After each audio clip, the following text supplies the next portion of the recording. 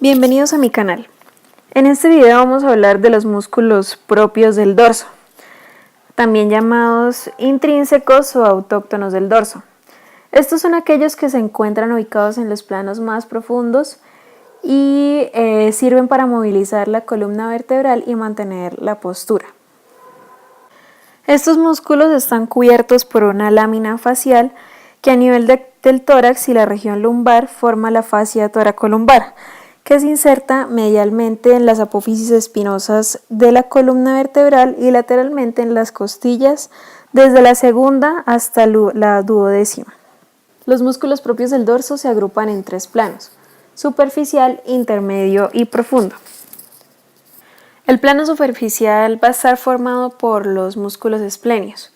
Estos músculos van a recibir este nombre ya que tienen una forma parecida a un vendaje. Van a ser músculos planos y bueno, ya vamos a verlos. Vamos a empezar hablando del esplenio de la cabeza. Este músculo se va a insertar por abajo y medialmente en las apófisis espinosas, desde T3 hasta C4, así como en los ligamentos interespinosos y en el tercio inferior del ligamento nucal.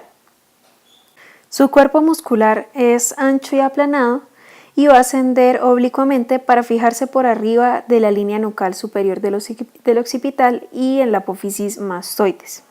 Por otro lado, el esplenio del cuello se inserta por abajo y medialmente en las apófisis espinosas desde T5 a T3 y desde allí sus fibras se dirigen hacia el tubérculo posterior de las apófisis transversas de las tres primeras vértebras cervicales.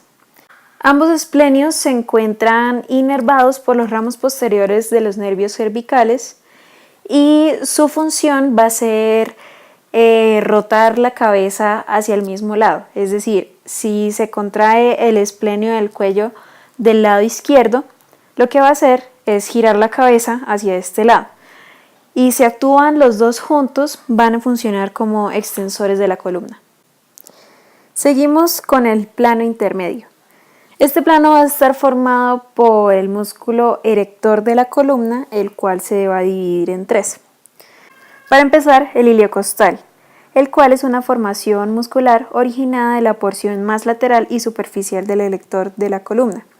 Este músculo se encuentra dividido en tres niveles: el iliocostal lumbar, que es el que vemos en estas dos imágenes, que termina en el ángulo posterior de las 6 últimas costillas. Aquí lo podemos ver donde termina. El iliocostal torácico, que se inserta en el ángulo posterior de las 6 primeras costillas, y el iliocostal cervical, que llega hasta las caras posteriores de las apófisis transversas de las 4 últimas vértebras cervicales.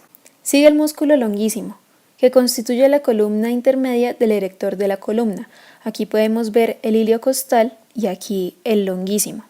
Este se subdivide en el longuísimo torácico, que se inserta en las apófisis transversas de las vértebras torácicas, que aquí lo podemos ver en estas imágenes, y aquí su inserción.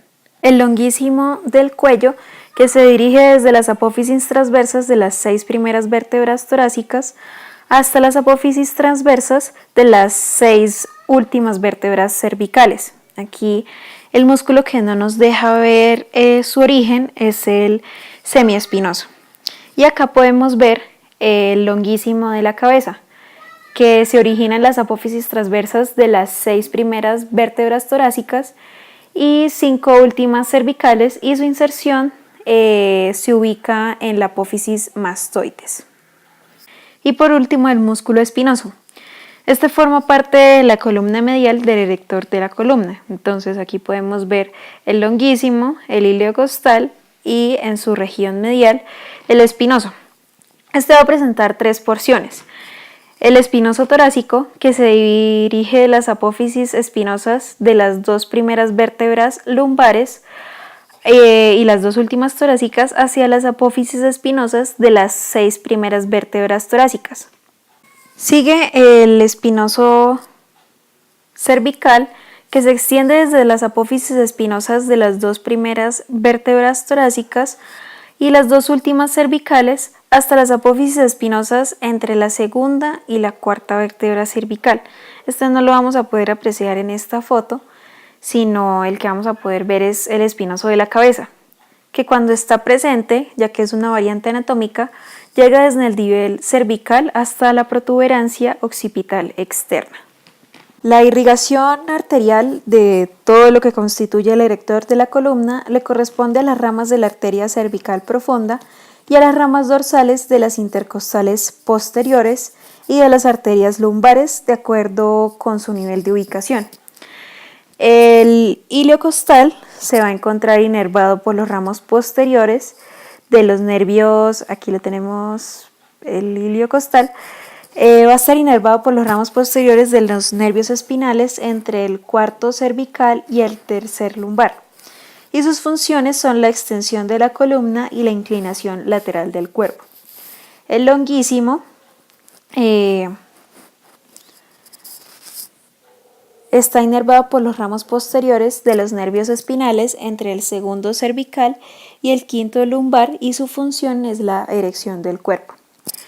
Y el espinoso está inervado por los ramos posteriores de los nervios espinales entre el segundo cervical y el décimo torácico y su función es la extensión de la columna. Sigue el plano profundo que está ubicado en el surco entre las apófisis transversas y las espinosas.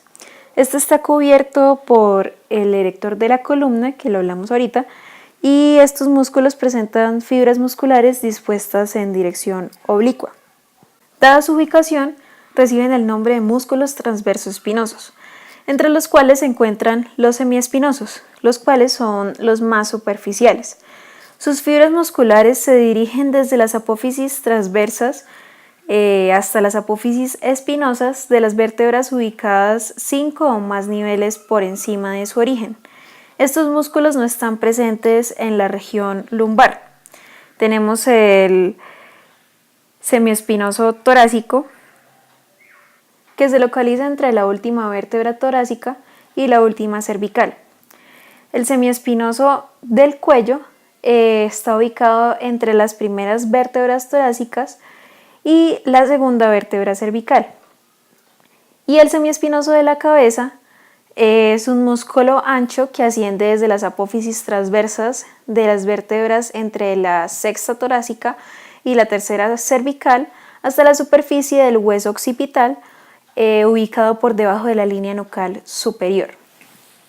Los siguientes son los músculos multífidos, que constituyen la capa intermedia de los músculos transversoespinosos. Estos ascienden en dirección convergente entre 3 y 4 vértebras y se distribuyen entre el sacro y el axis, que es la segunda vértebra cervical. Y los multífidos lumbares son los más potentes. Aquí podemos ver que pues tienen una capa mucho más gruesa de musculatura. Y los últimos son los músculos rotadores, que forman la capa más profunda de los transversoespinosos.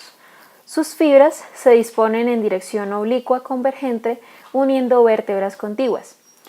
Aquí lo podemos ver. Se insertan en la base de las apófisis espinosas y en su unión con las láminas.